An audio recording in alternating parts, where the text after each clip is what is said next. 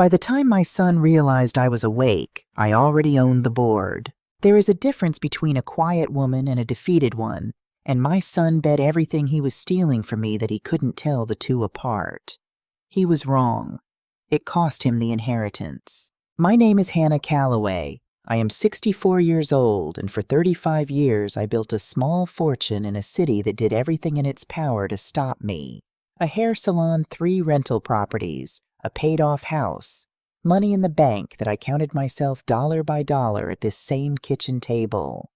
My son Reginald spent the last year of that quietly carrying it off. A deed here, a line of credit there. $90-some thousand of my rent money funneled into a company with our own family name stamped on it that I never agreed to. And then to finish the job, he went to a judge and asked the court to declare that his mother had lost her mind. That was his real mistake. Not the stealing. I could almost understand the stealing. It was the insult. He looked at the woman who built every dollar he was lifting and decided she was too old, too soft, and too simple to notice. He told his wife the same thing he'd been telling himself for years.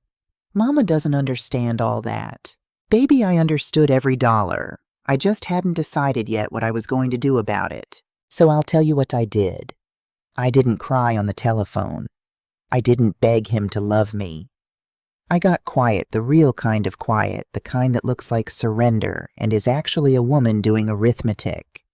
I found a lawyer he didn't know about, an accountant he never saw coming, a doctor of my own, and 9 weeks after he left me standing alone at an airport gate on Thanksgiving Day, holding a pie I'd baked at 5 that morning, counting 8 chairs and a photograph.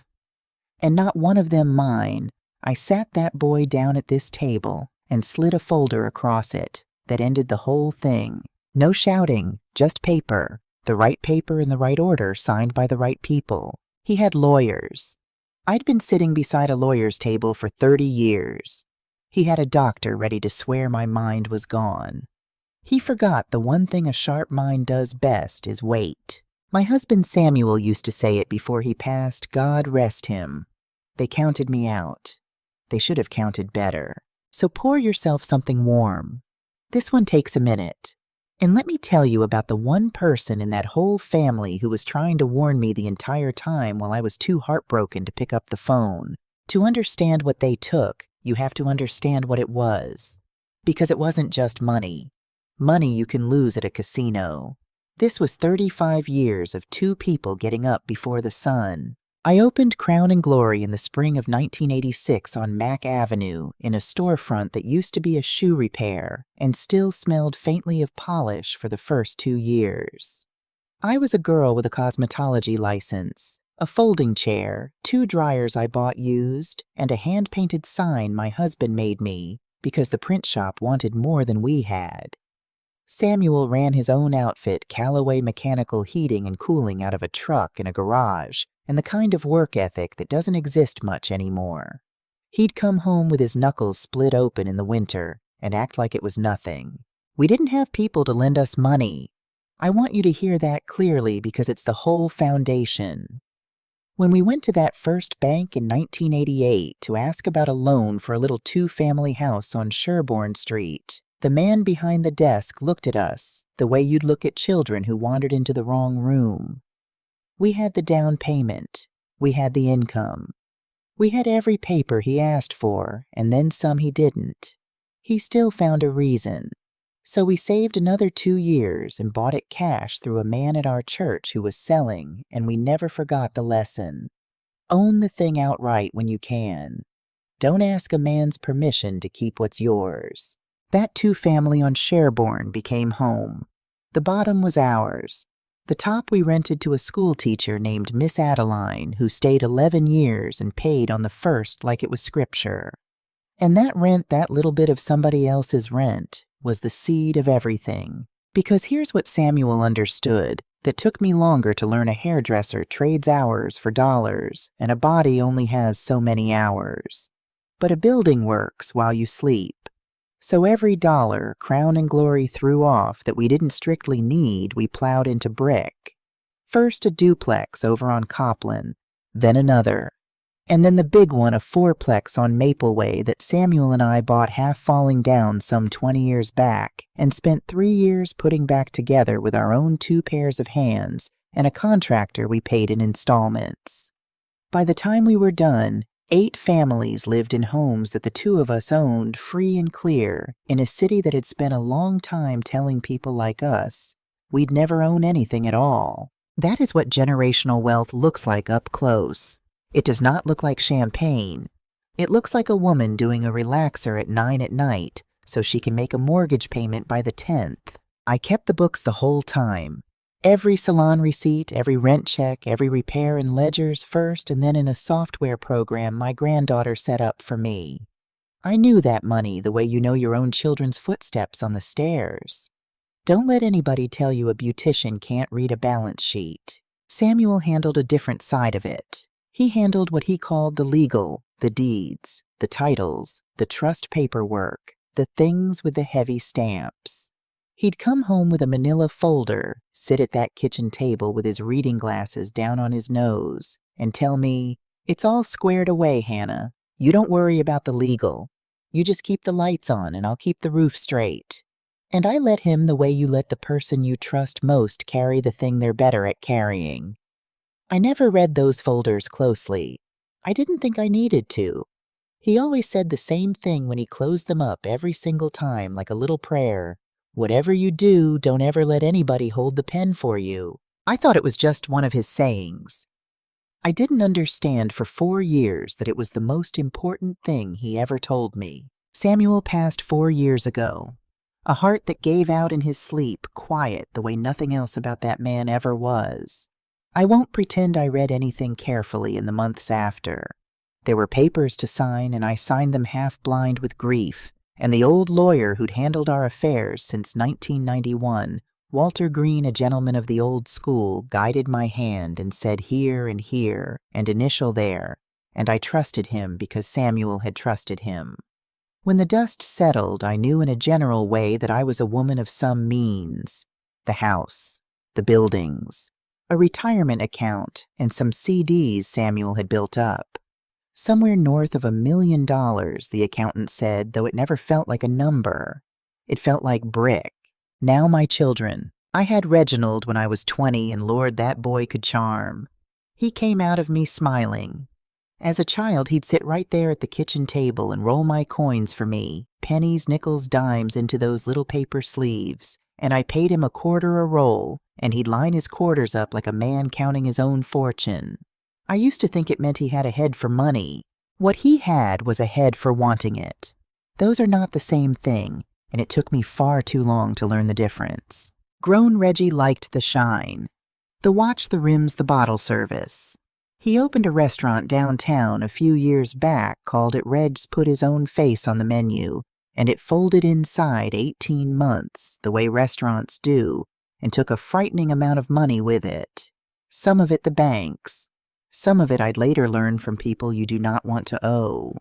He never told me how deep it went. Reggie's whole life the rule was don't let Mama see you sweat. Bring her the smile. Save the truth for never. About 3 years ago, when my knees started complaining about stairs, Reggie offered to collect the rents for me. "Let me take that off you, Mama. You shouldn't be driving over to Copland in the cold chasing checks." And I'll be honest with you, it touched me. It felt like my boy looking after his mother. So I let him. He'd swing by once a month, drop off a deposit, tell me which unit needed a water heater, and I'd thank God for a son who showed up. I handed him the keys to the money and called it love. You see where this is going? I didn't. Not for a long time. He married Tamara about 15 years back, his second marriage. We'll get to the first, and Tamara is a particular kind of woman. Beautiful, put together, never a hair wrong, the type who photographs every plate of food before she eats it. She runs their life like a brand. I don't say that to be ugly. I say it because it matters later. Tamara understood long before I did that an old woman with a paid-off house and a portfolio is not a relative. She's an asset class. She was always sweet to my face. Mother this, mother that. And I let myself believe sweetness was the same as care. Two more things that are not the same. They had my two little ones, Bryce and Kayla, 9 and 6, and those babies are innocent in all of this, so I'll leave them mostly out of it. And then there's Jasmine. Jasmine is Reggie's daughter from his first marriage to a young woman named Renee, who he was with before he ever met Tamara. Jasmine is 24 now in nursing school, working 2 jobs to pay for it, because her daddy's money was always going somewhere louder than his own child's tuition. Out of everybody in that family, Jasmine was the one who used to call me just to talk. Not to ask, to talk. She'd tell me about a hard shift, ask me how to fix a relaxer she'd burned, send me a picture of her cat doing something foolish. She called me her safe place once. I keep that in a drawer in my chest where I keep the few good things. But I'll tell you the truth because this story doesn't work if I lie to you. In the months before that Thanksgiving, Jasmine went quiet on me. The calls thinned out. A text here, a thumbs up there, then nothing for weeks. And I, a proud old woman who'd been let down by enough people, I took it personal. I sat in this house and decided that Jasmine had drifted off like all the rest of them, that the only grandchild who ever saw me had finally found me boring or old or not worth the minutes.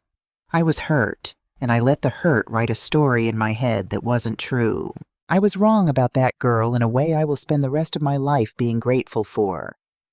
But I'm getting ahead of myself. Here is the last thing you need before the floor gives out from under me. 2 years ago, this was while Walter Green was finally closing his practice and retiring down to Georgia. Reggie sat at this table with a cup of my coffee and got serious in a way he rarely did.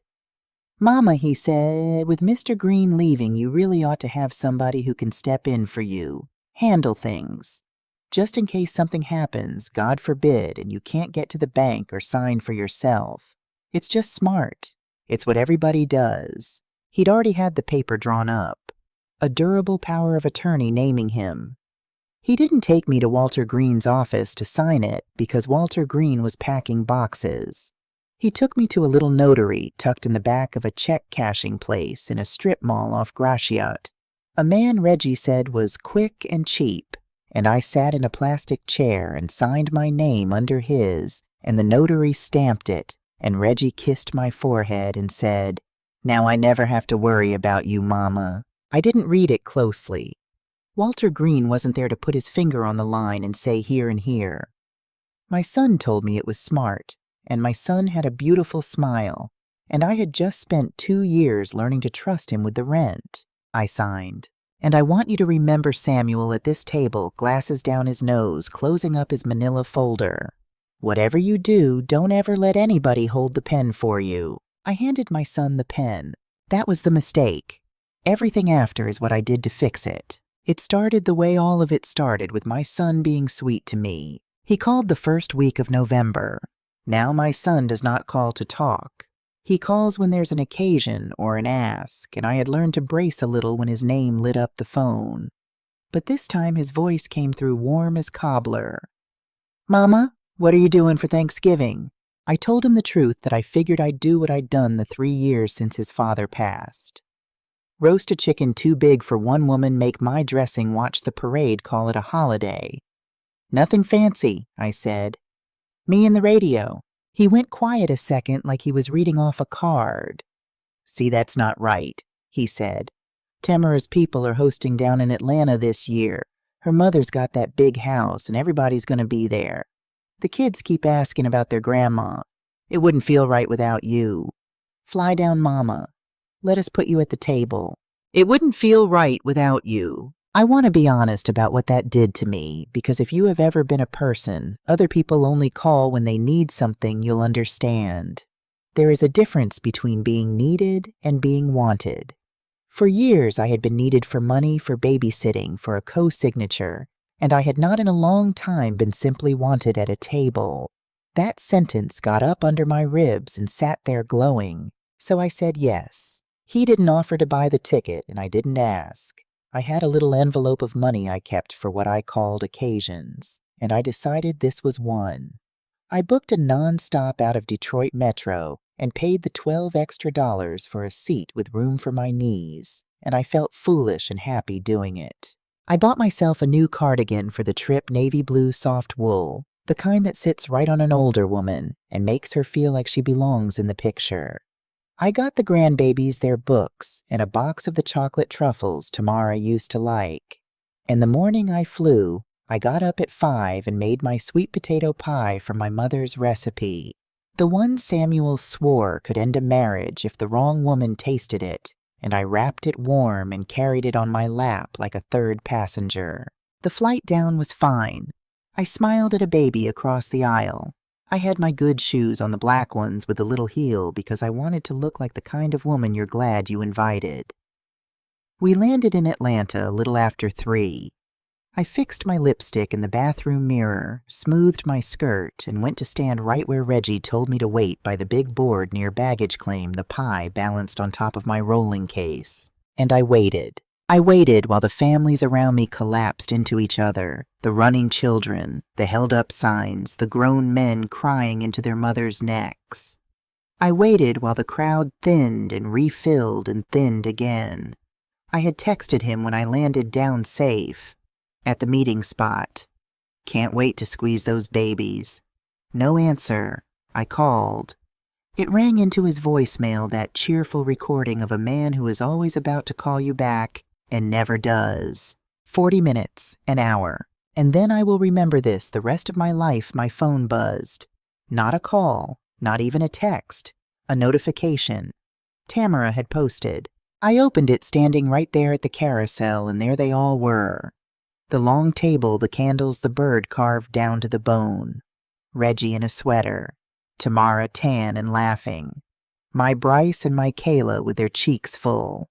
Tamara's mother at the head, aunties and cousins down both sides, glasses raised in a toast. Full house, full hearts. From our family to yours. I counted the chairs. It's a thing I do. I count. 8 chairs. 8 plates. A whole table of my own family, 2 states from home, and not one seat with my name on it. They had not run late. They had not gotten the time wrong. They had sat down to dinner without me and lifted their glasses while I stood under an arrival sign holding a pie I'd baked in the dark. I did the thing you are not supposed to do. I read the comments. Church people, somebody's co-worker. And down in there, a cousin of Tamara's had written, "So glad y'all are taking such good care of everything. Praying for Miss Hannah." And Tamara had answered with a little heart. "Doing our best. Been a hard year for her." A hard year for her. I read it twice.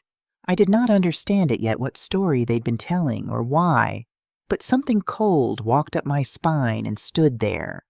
Somebody had been narrating a version of me to people I would never meet, and in that version I was already going. I did not cry in that airport. I want you to know that. I pulled my coat on, set the pie back on my case, and I walked past the taxis, past the rideshare line, out into that gray Georgia afternoon, with no idea where I was headed, and no intention of standing one more minute under a sign waiting to be claimed. Half a mile down between a gas station and a tire shop, there was a little diner with a flickering sign and paper turkeys taped to the fogged-up glass. I went in. A waitress with a tired smile called me Han and asked what I'd have. They had turkey. They had pie. "What kind of pie?" I asked, and she said pumpkin pecan sweet potato. I almost laughed out loud.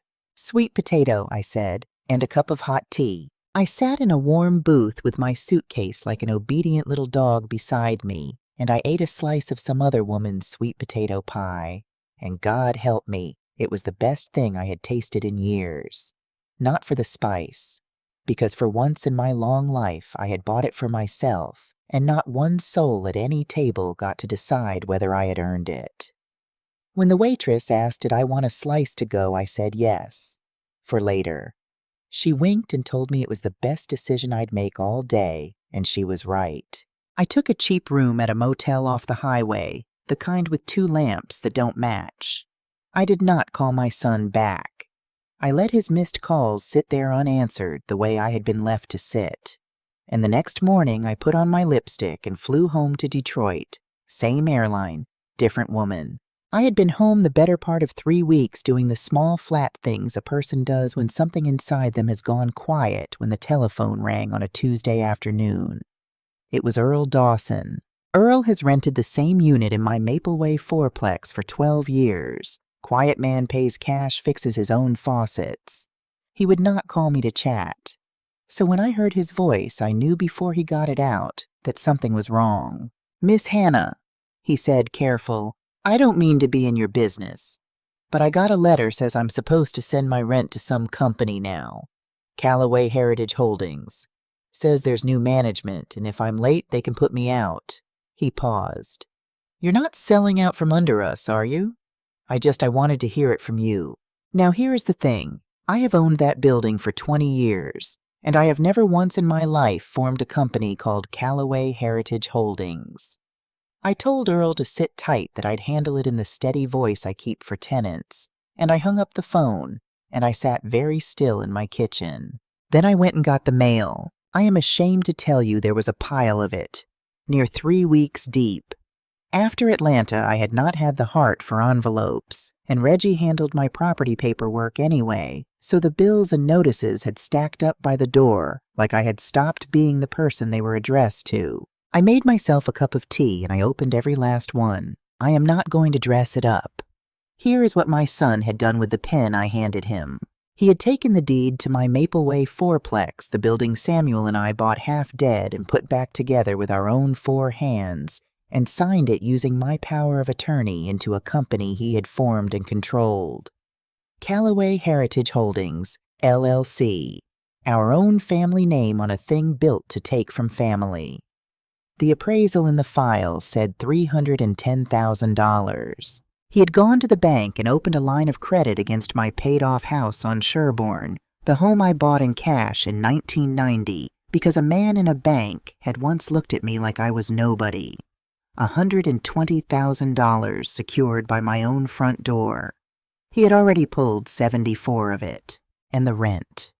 All those months I had thanked God for a son who collected my rents so his old mama wouldn't have to drive in the cold. He had been routing it unit by unit, month after month, into that company's account. Once I lined the numbers up on the table, they came to around $94,000.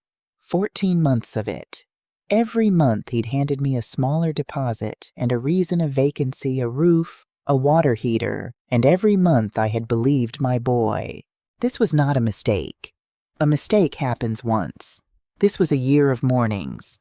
A man does not accidentally form a company, retitle a building, open a credit line, and reroute 8 families' rent.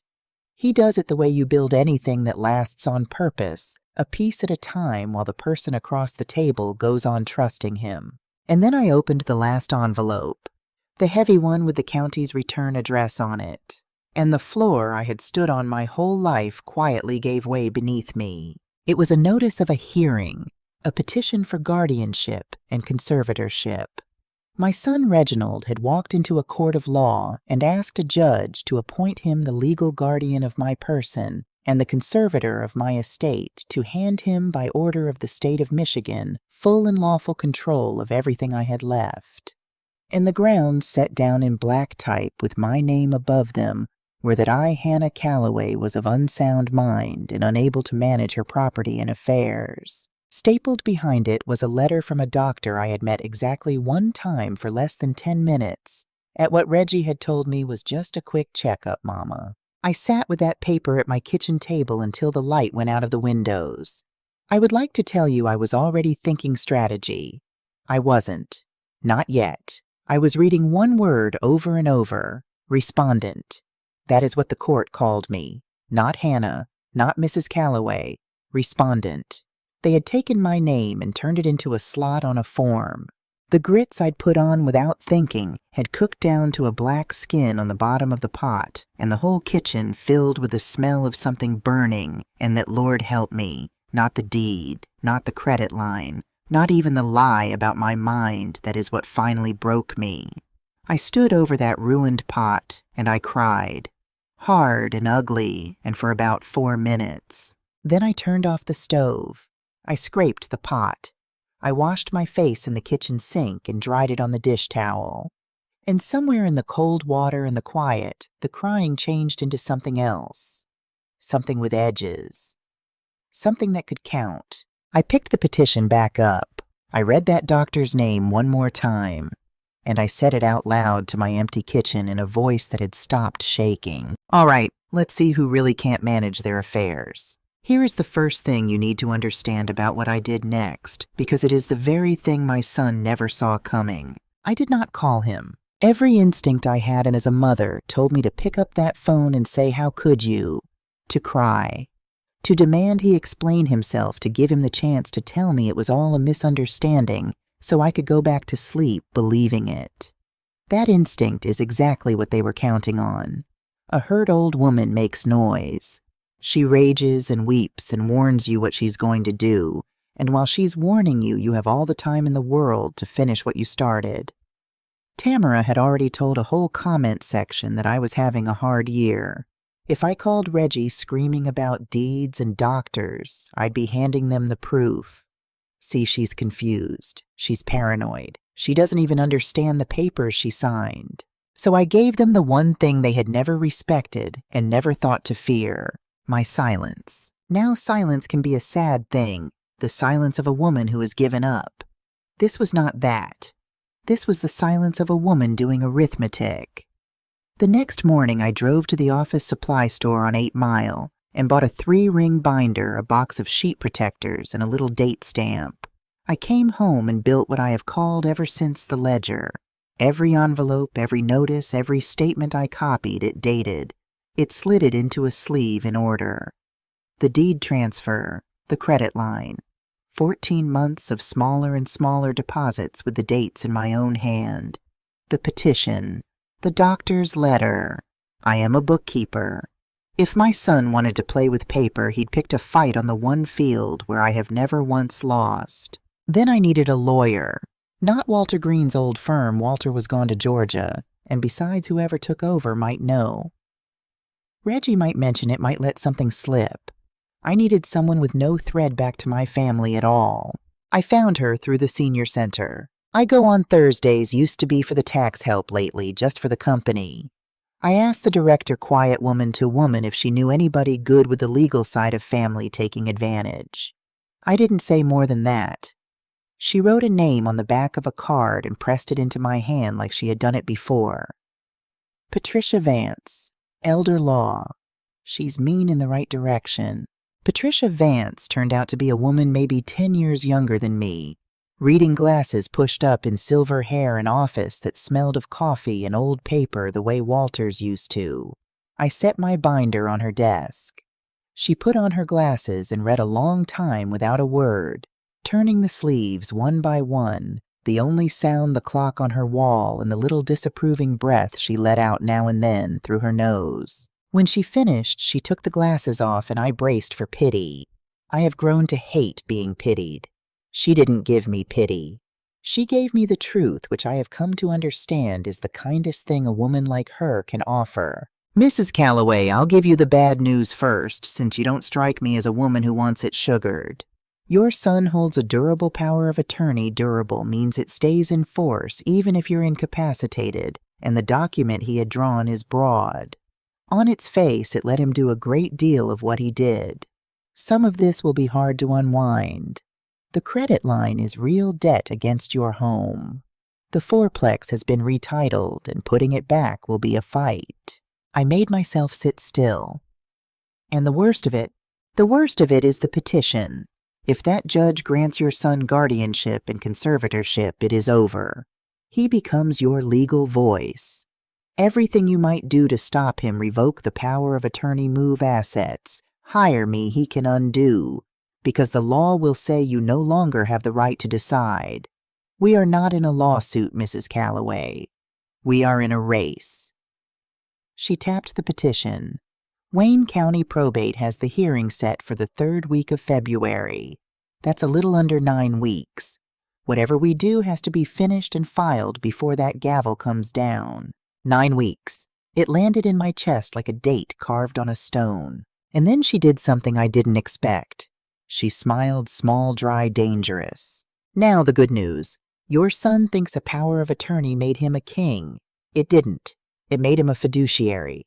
That's a fancy word that means he was legally bound to act in your interest and no one else's. The minute he moved your property into a company he owns, the minute he pulled $74,000 off your house and didn't spend a dime of it on you, he didn't just betray his mother. He broke the law. What you're describing has a name in the state of Michigan. It's called financial exploitation of a vulnerable adult. And here's the beautiful part, Mrs. Calloway, the same paper he thought made him untouchable is the paper that hangs him. He signed his own name to every transaction. He left a trail a blind man could follow. I looked at that poor, sad binder on her desk, and for the first time since the airport, I felt something besides grief. I felt the floor come back under my feet. Then let's follow it, I said. Vance asked me to bring her the old papers, too, not just Reggie's mess, but Samuel's. I told her I hadn't had the heart to read those folders even 4 years after burying the man. She said gentle for the first time, "Then let me." I brought her the box down from the top of my closet. Samuel's manila folders, his careful hand the heavy stamped pages I had never read closely because he always told me not to worry about the legal. 3 days later, she called me at home and said, "Mrs. Calloway, sit down. I found something." For a second, my heart stopped because by week 3, you learn to expect the next blow. This was not a blow. Your husband, she said slowly, was a very careful man. Years ago, long before any of this, he placed your 2 duplexes on Copland and the core of your investment account into a marital trust. Do you understand what I'm telling you? Those assets aren't titled in your name as a person. They're titled in the trust with you as trustee. Your son's power of attorney was over you. It never reached the trust. He couldn't touch those buildings. He couldn't touch that account. He likely tried, got told no by the bank, and went looking for what was easier. I sat down on the kitchen chair. Slow. "How much?" I said. She told me. Between the 2 duplexes and the account Samuel had quietly fenced off years before, well over half of everything we built had never for one single moment been inside my son's reach. The 4plex he stole in the house, those were the only 2 doors my husband had left unlocked. He had set the trust up years before around the duplexes and the account, and he always told me he'd get around to moving the rest in next year, Hannah next year, and then one winter there were no more next years. Everything else he had bolted shut long ago, reading glasses down his nose while I made the dinner and never asked. I'll tell you what I did when I hung up. I went and stood at the kitchen table, the one where he used to close his folders, and I said his name out loud to the empty room, because I finally understood the prayer. Whatever you do, don't ever let anybody hold the pen for you. He hadn't been giving me advice. He'd been telling me he had already taken care of it. My husband had been dead 4 years and was still standing between me and the wolf. I didn't cry that time. I had cried enough. I put my hand flat on that old table and said, "Thank you, Sam," and got back to work. Vance brought in a forensic accountant, a brisk young woman named Denise Holloway, who wore her hair natural, kept a pack of almonds in her bag, and talked about money the way a surgeon talks about a body. I gave her the bank records. She went and got the rest the way she knew how. And a week later, she laid it across Vance's conference table like a map of a crime, because that is what it was. The $74,000 off my house had a path. 30-some of it had gone to a man Reggie owed from the restaurant, the kind of debt that doesn't show up on a credit report. A piece had gone to a boat, an actual boat I have never laid eyes on, registered to Tamara's brother. The rest had bled out the way money bleeds from people who are drowning a leased truck. The grandbaby's private school tuition, a vacation I had watched Tamara post from a beach. And my $94,000 in rent had simply become their household income. For more than a year, my son and his wife had been living on the rent paid by 8 families in buildings I owned and calling it theirs. Denise looked up when she was done and said the only soft thing I heard out of her the whole time. "Mrs. Calloway, I do this for a living, so hear me. This was not desperation that got out of hand. The structure of it, the LLC, the rerouting, the timing with that guardianship filing, Somebody planned this. This is a project. I thought about Tamara's little heart. Been a hard year for her. And I knew Denise was right, and I knew whose hand had drawn the map. So here is what the three of us built around that table. Vance called it the plan. I called it the only honest math left. 1. On a day of our choosing, all at once, we would revoke the power of attorney, file it with the county, notify the bank, the title company, every tenant, and shut the valve. No more pen in my son's hand. 2. We would prove my mind. Vance was blunt. That petition lives or dies on the claim you can't manage your affairs. So we bury the claim. I'm sending you to the best independent geriatric specialist in this county. You'll take every test they've got, and we'll put a report in front of that judge, so airtight he'll be embarrassed your son ever filed. 3. We would build the wall. A new trust, a revocable one, Vance was careful to say, so I kept every ounce of control while I was alive to gather up everything we pulled back from the fire, name my beneficiary plain, and lock my son and his wife out of it for good. And beneath it, a fund in Samuel's name. But that last part I hadn't told a soul yet. That part was still a quiet idea sitting where I keep the good things. Then I went home and did the hardest thing in the whole plan. Nothing. He called twice that first week, and I made myself answer, because a mother who's hiding goes silent, but a mother who's harmless picks up. The first time he was all sugar. The second time I heard it. Underneath the sweetness, my boy was scared. He asked too casual whether I'd gotten anything in the mail that confused me, whether those property people had been bothering me, whether I wanted him to just come get all that paperwork off your hands so you don't have to worry. His voice had that high, thin wire in it I remembered from when he was 16 and had done something he hadn't confessed yet. And for 1 second, I'll be honest with you, for 1 second I almost felt sorry for him, because I know that fear. I birthed that fear. Somewhere under the man who stole my house was a boy who'd gotten in over his head and couldn't find the bottom, and a piece of my heart will grieve that boy until I die. But I have learned late and hard that you can love what a person was and still refuse what he has become. I made my voice small and grateful. Oh, you know me, baby. I get mixed up. You handle it. I heard him exhale. I had just bought myself another week. The mask was on. Now I had to wear it. The specialist's office sat on the ground floor of a medical building out in Southfield. Bright white light, soft gray chairs. A kind young doctor with a clipboard sat across a small table from me, and for the better part of 2 hours, she gave me the tests that decide in this country whether you are still permitted to be a person. She asked what year it was, what season, what floor we were on. She said 3 words apple table penny and asked me to hold them. She had me count backward from 100 by 7s. 93, 86, 79.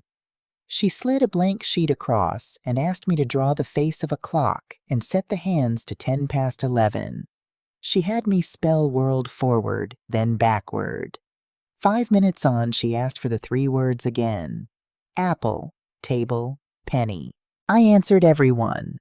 I drew the clock with the numbers spaced even the way I'd want them. I spelled the word both directions without a stumble. I have balanced books for 35 years. I was not about to be undone by counting backward in a gray chair.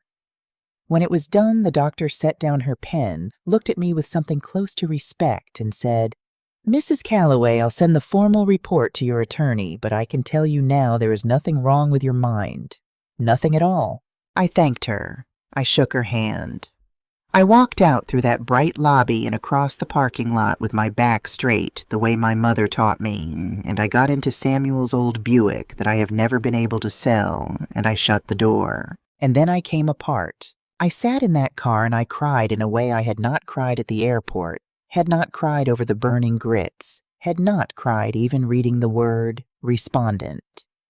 Because there is a particular grief that has no bottom, and it is this I had just spent 2 hours at 64 years old, proving to a stranger with a clipboard that I was not crazy, and the only reason I had to prove it was that the boy I carried, the boy I taught to roll coins at my kitchen table, the boy whose split lip I once washed at my own sink, had told the state of Michigan that his mother's mind was gone.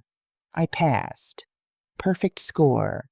And passing was the saddest thing that had ever happened to me, because no test they could ever give would measure the thing he had actually broken. I let myself have it. The whole parking lot.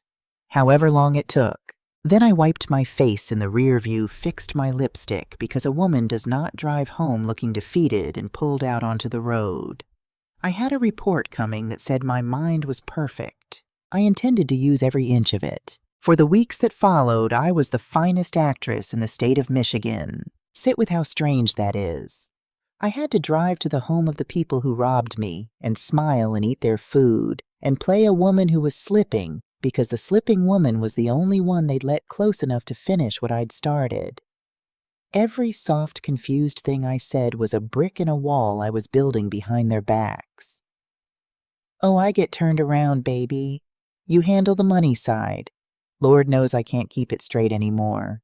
And Reggie would relax, and Tamara would smile that smile, and somewhere across town, a notary was stamping a page that would take it all back. They invited me to Christmas. Of course they did. Nothing says that woman is just fine. We're a loving family, like a grandmother at the table. It was good for the story, and the story was the whole game. I almost said no. Then I understood that going was the smartest thing I could do. A woman planning what I was planning does not skip Christmas. She shows up with presents and a pie and lets them believe they got away with it. So I baked the pie, and I went. Their house out in the suburbs is everything mine is not bright and open and staged like the magazines Tamara reads. A tree that touched the ceiling, a wreath on every door. And my Bryce and my Kayla came running when I walked in, and I'll tell you that part was not acting. I got down as far as these knees still go, and I held those babies and breathed them in, and for a minute I forgot what their daddy had become. Children don't know the ledger. They just know their grandma came. I handed Reggie the pie. He kissed my cheek. Mama, you didn't have to. Tamara floated over in something cream-colored and told me I looked rested, the kind of thing she says that sounds like a compliment and isn't. I let it go. I let all of it go. I had a plan. I didn't need the last word at a dinner table. Jasmine was there. I hadn't expected her, and the sight of her did something to my chest I wasn't ready for. She looked worn through nursing school, and 2 jobs will do that, and she kept finding me with her eyes across that crowded room in a way I couldn't read. At one point she perched on the arm of the couch beside me and said low, "Just for me. Grandma, can we talk just us? Somewhere?" And there was something urgent underneath it. And here is where I have to tell you the truth, even though it shames me. I had spent a month teaching myself to trust no soul who carried that family's name. The mask had grown into my face. I looked at that girl, the one grandchild who ever called me her safe place, and a cold voice in me said she's one of them now. She went quiet on you all fall. What does she want? So I patted her hand and said, "Later, baby. Let Grandma enjoy the babies." I watched something close behind her eyes. She got up. She didn't ask again. I have had to forgive myself for that moment. It is the hardest forgiveness on the whole list. Dinner was dinner. And then while Tamara was clearing plates, my phone lit up on the counter where I'd set it down. Vance Law voicemail. I saw it the same instant she did. Tamara's eyes went to that screen and stopped the way a cat stops, and she set down the dish in her hand and said light as air, "Vance, mother, are you talking to a lawyer about something?" Most of the table didn't hear it, but Reggie did. I watched my son's head come up from across the room like a deer that heard a branch break. We were still weeks from being ready to move. Weeks. If they believed right then that I had lawyered up, they could be in court the very next morning asking for an emergency guardianship, and a nervous judge might grant it just to be safe, and the gavel would come down, and everything Vance and Denise and I had built would turn to ash in my hands. So close to the finish, and the whole thing balanced on what came out of my mouth next. So I reached over, picked up the phone, squinted at it, the way I'd watched my own mother squint, let my hand tremble just a little, just enough, and I laughed at my own self. "Oh, that nuisance," I said.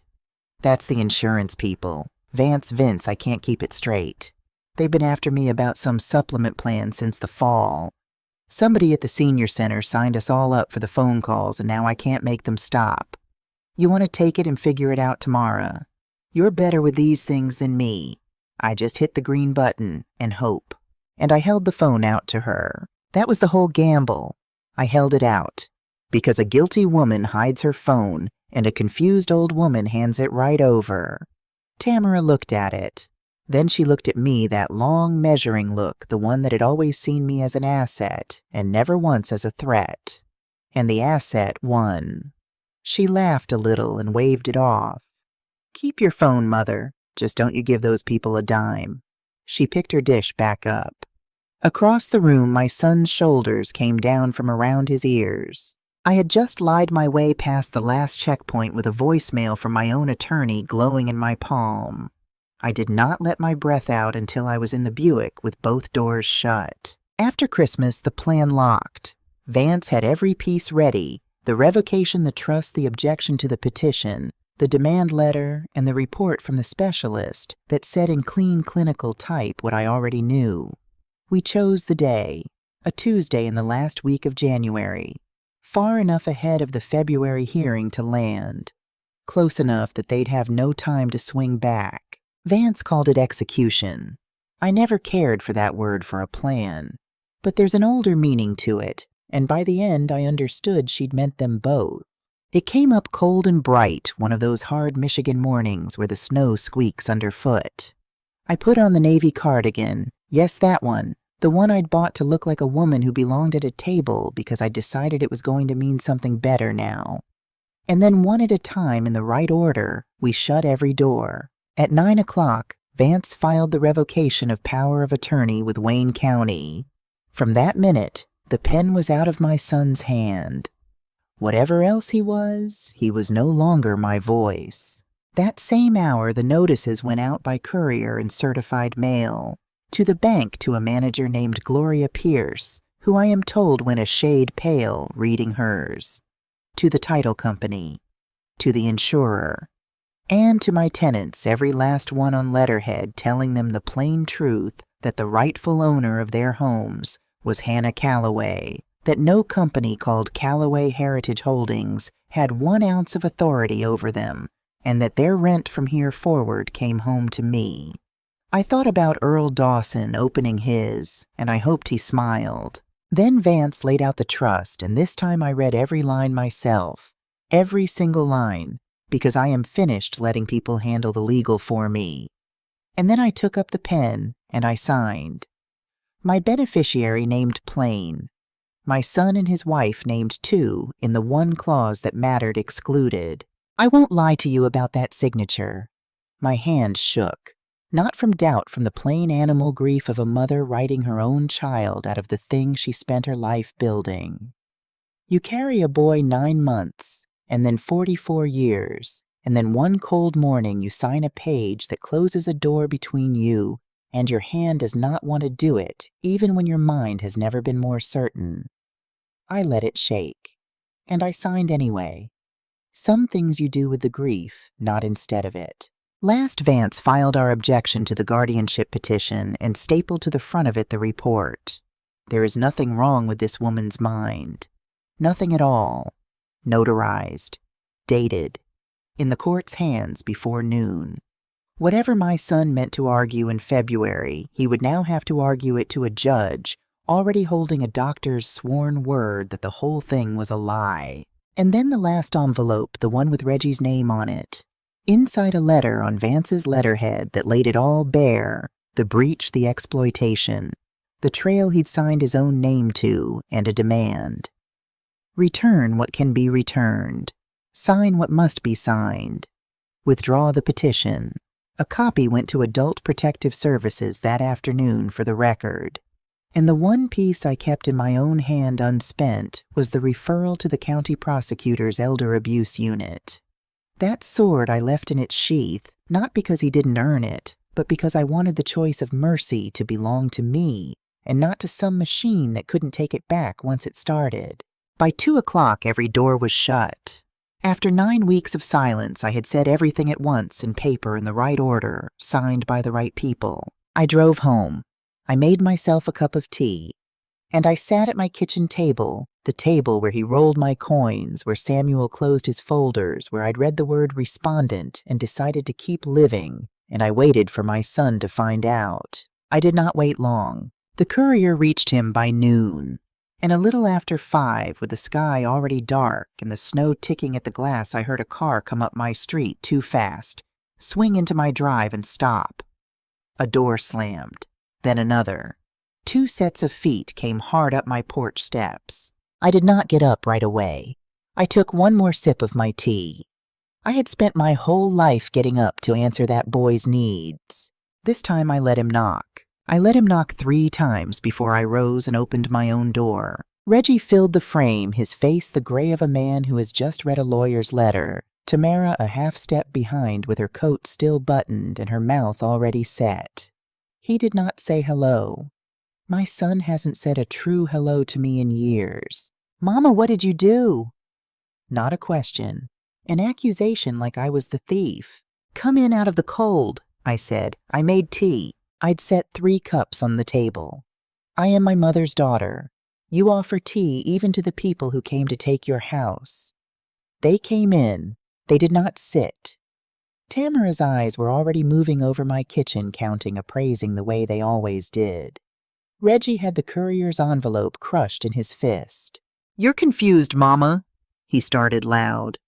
"You've been confused all year, and whoever got in your ear and filled your head with—" "Sit down, Reginald." I did not raise my voice.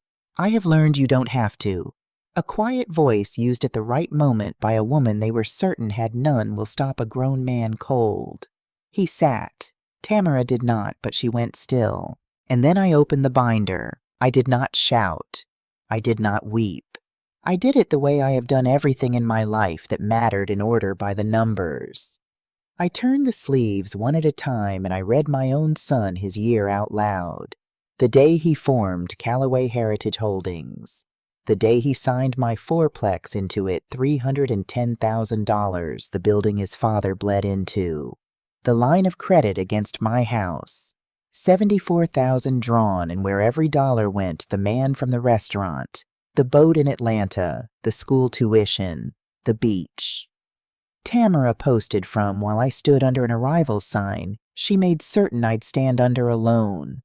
14 months of rent, $94,000, the income of 8 families turned into theirs. And then the petition. And then the doctor he sat me in front of for 9 minutes and called a checkup so he could tell a judge his mother had lost her mind. I read all of it. Then I closed the binder, folded my hands on top of it, and looked at my boy. "Now, which part of that did I get confused about?" Tamara found her voice first, because Tamara always does. "Mother, there's no need to be dramatic. These are family financial matters. They can be unwound. We were protecting you. You're getting older, you forget things somebody has to." "I scored perfect," I said. She stopped. "On the test your husband filed for. Every question. There's a report in front of a judge right now that says there is nothing wrong with my mind. Nothing at all." I let it land. "So we're going to stop saying I forget things. We both know it was never about what I forget. It was about what you hoped I wouldn't notice." Reggie's jaw worked. He grabbed the only thing left. "Somebody put you up to this. You didn't do this by yourself. Somebody's been feeding you, turning you against your own family, and I want to know who." And there it was. The one thing he could not stand, that his quiet old mother might have done it herself. Even now, beaten, he needed a smarter hand behind me. "You really want to know?" I said who was in my ear. I looked toward the kitchen doorway, and Jasmine stepped out. I wish you could have seen my son's face.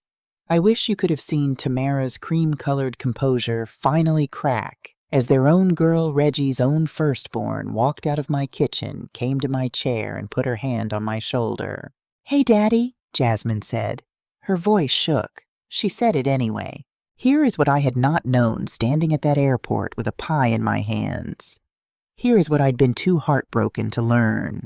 Back in November before Thanksgiving, Jasmine had been at her father's house and overheard Tamara on the phone in the next room, arranging a favor and appointment with a doctor friend, talking low and easy about getting ahead of Grandma's situation. And the paperwork. Jasmine is a nursing student. She knew exactly what a quiet little appointment like that could be turned into. She got scared, and she did the only thing she could think of. She called me. She left a voicemail that very week telling me to be careful that something wasn't right to call her back. And I never called her back.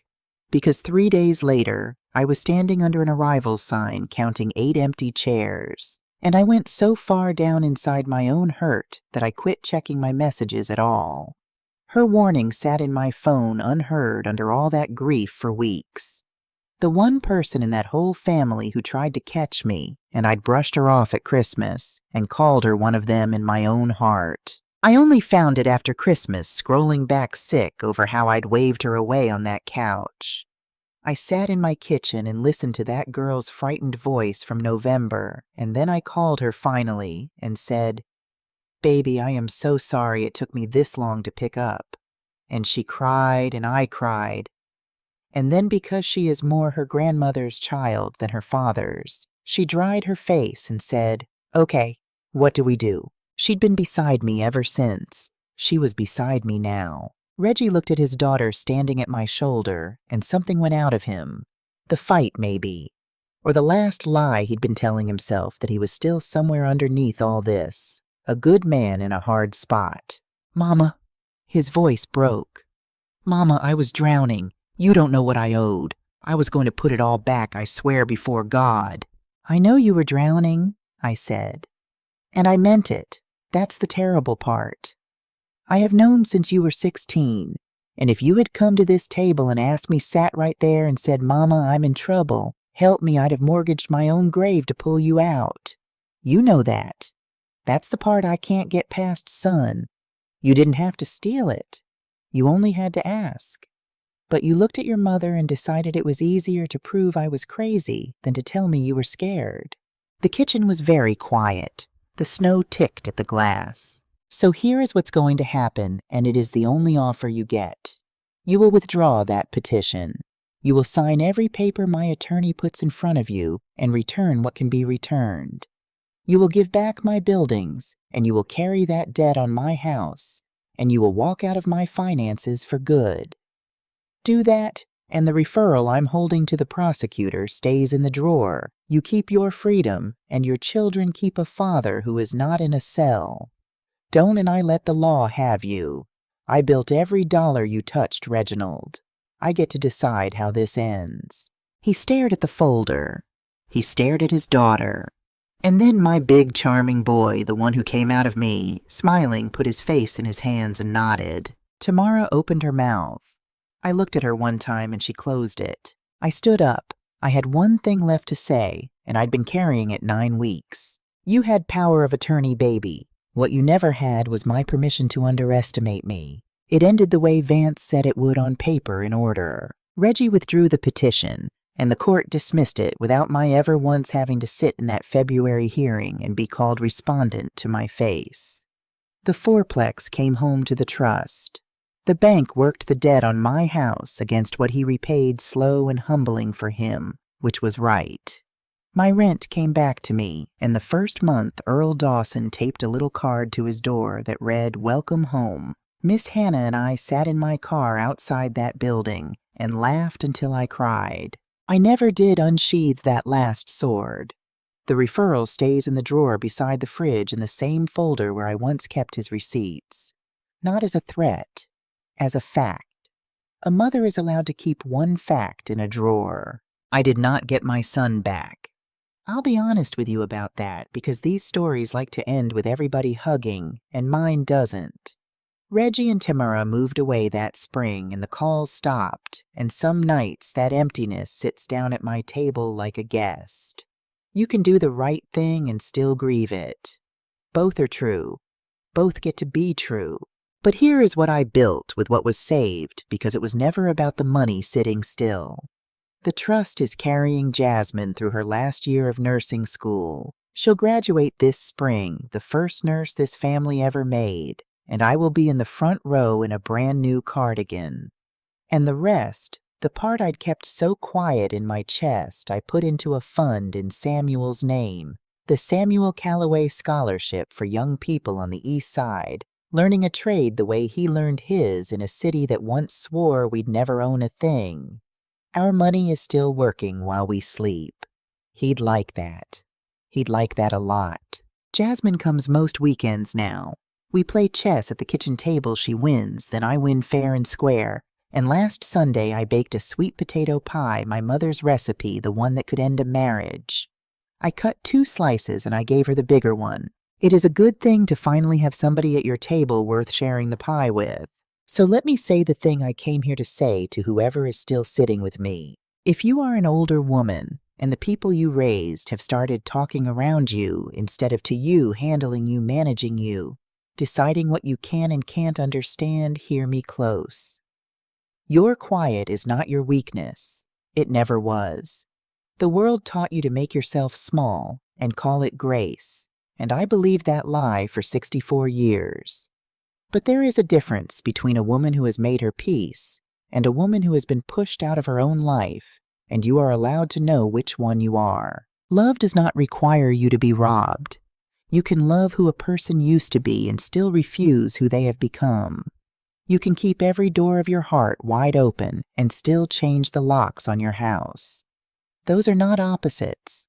That is wisdom, and it is yours, and nobody gets to vote it away from you, not a son, not a court, not a doctor with a clipboard. They will call you confused when the truth is you're inconvenient. They will mistake your patience for permission. So count. Keep your papers. Read every line yourself. And the day you understand you've been left standing at the gate, do not wait there to be claimed. Pull your coat on. Walk into the diner. Buy your own slice of pie. Because here is what I learned at 64 the hard way at my own kitchen table. They tried to prove I'd lost my mind, so I used it one signature at a time. You can sign away a house. You cannot sign away a woman who taught herself to read a balance sheet by the light of her own kitchen table. I'm still here. Pull up a chair.